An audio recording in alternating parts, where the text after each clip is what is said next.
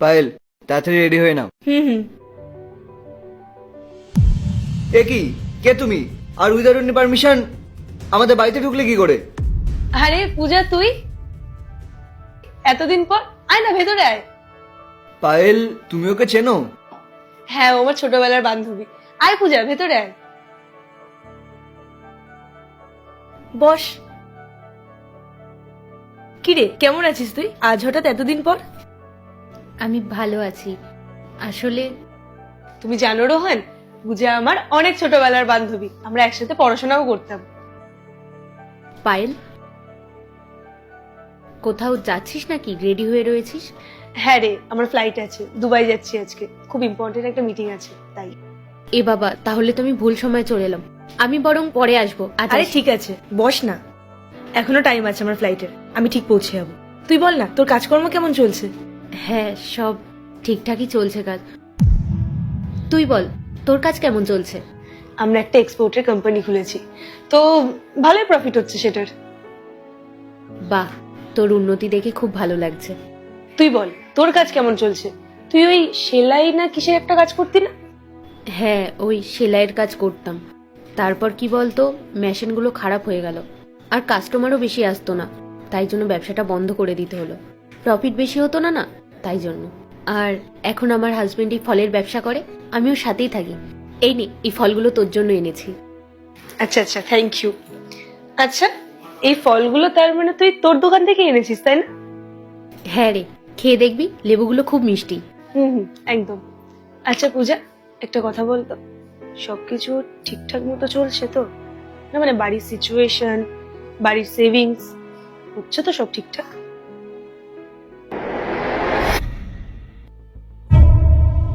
আরে, এসব কি করে হলো? আর আমাদের ঠেলা গাড়ি কই? কমিটির লোকজন এসেছিল, ঠেলা গাড়িটা তুলে নিয়ে চলে গেছে। আমি কত অনুরোধ করলাম, কত পায়ে পড়লাম, কিন্তু ওরা শুনলো না। এখন এই কটা ফল পড়ে আছে, এগুলোই তুলছি। তাহলে এবার কি হবে? আমাদের দোকানটা কি ফেরত পাবো না আমরা? জানি না, একজন কাস্টমার বলছিল থানা পুলিশ করতে হবে, তাও পাবো কিনা ঠিক নেই। তাহলে আমরা এবার কি করব? আমাদের কাছে তো অত টাকাও নেই যে আমরা নতুন একটা দোকান খুলতে পারবো। মনোজ, এক কাজ করি না, আমার ওই বান্ধবীটা আছে না, পায়েল, ওদের তো ভালো অবস্থা, আমি একবার ওদের কাছে যাই, ওরা ঠিক আমাকে সাহায্য করবে। আর বিশ্বাস করো, ও মানুষ হিসাবেও খুব ভালো। না না, শুধু শুধু ওদের হয়রানি করে কোনো লাভ নেই। ওরা হয়তো পরে ভাববে গরিব বান্ধবী বড় বান্ধবীর কাছে গেছে স্বার্থের জন্য। আরে এমনি এমনি তো আমরা টাকাটা নিচ্ছি না, আমরা তো ধার নিচ্ছি। এমনিতেও কেউ তো আর নেই যার কাছে আমরা সাহায্য চাইবো, বলো? আর আমরা তো না খেয়েও থাকতে পারি না। তুমি বিশ্বাস করো মনোজ, ও মানুষ হিসাবে সত্যি খুব ভালো। আমি যদি ওর কাছে গিয়ে সাহায্য চাই না, ও আমাকে ঠিক সাহায্য করবে।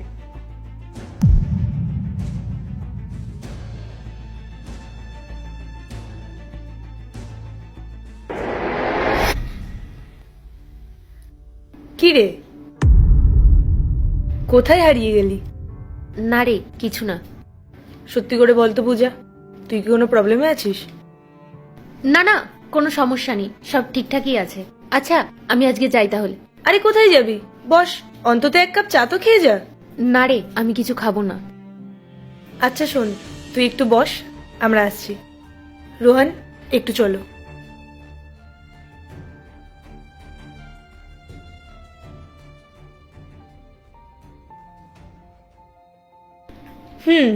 এনে ধর, এটা আমার আর রোহনের তরফ থেকে তোর জন্য ছোট্ট একটা গিফট। পরে জানিও কিন্তু কেমন লাগছে। আর হ্যাঁ, এখানে খুলবে না। না না পায়েল, এইসব আমি নিতে পারবো না। চুপচাপ ধর এটা, এটা তোর আর তোর হাজবেন্ডের জন্য। যদি না নিস তাহলে কিন্তু আমি খুব রাগ করব। ঠিক আছে, তাহলে আজকে আমি আসছি পায়েল। সাবধানে যাস। আসছি।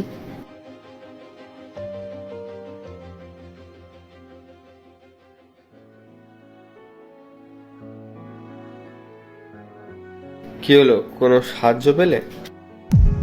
কি হলো, চুপ করে আছো কেন? কিছু বলো। কি বলি বলো তো মনোজ, ওনা সত্যি খুব ভালো মনের মানুষ, জানো? আমি তোমাকে জোর করলাম, আমি বললাম আমি ওর কাছে যাব সাহায্য চাইতে, তুমি না না করলে।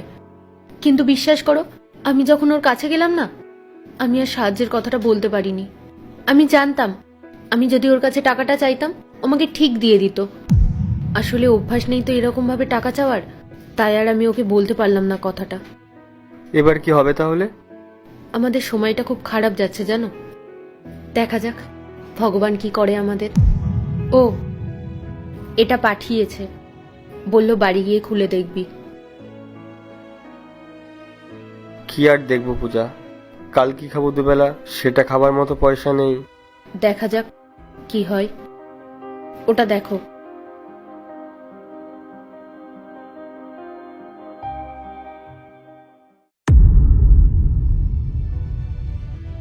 এগুলো কি? এত এত টাকা?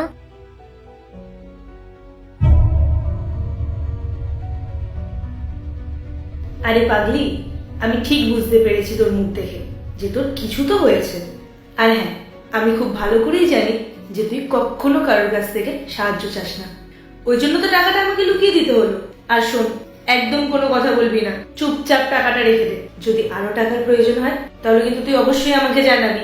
আমি তোর বান্ধবী হই, কোনো ভগবান তো না যে তোর সব মনের কথা বুঝে নেব। ভালো থাকিস। সত্যি পূজা, তুমি অনেক ভাগ্য করে আমার একটা বন্ধু পেয়েছো।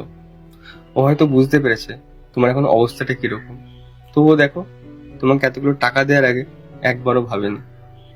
ও কিন্তু জানো না যে তুমি এই টাকাগুলো ওকে ফেরত দেবে, কিন্তু তবুও দেখো ও তোমাকে এতগুলো টাকা দিয়ে সাহায্য করলো। একেই বলে আসল বন্ধুত্ব।